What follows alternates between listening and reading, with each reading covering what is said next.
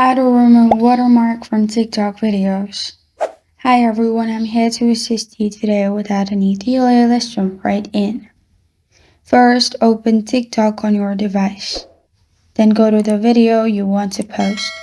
Press on next.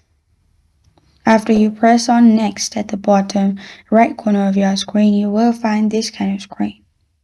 Now click on more options in here.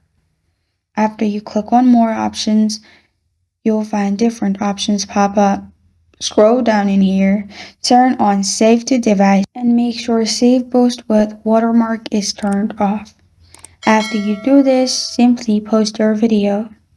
After you post your video, you can go to your gallery and see your video without watermark. It will be saved automatically. And this is how to remove watermark from TikTok videos. Thank you for joining me today. If this video helps you out, please leave a like and subscribe for more. Got a question or want to suggest a topic? Comment below. Thank you for watching.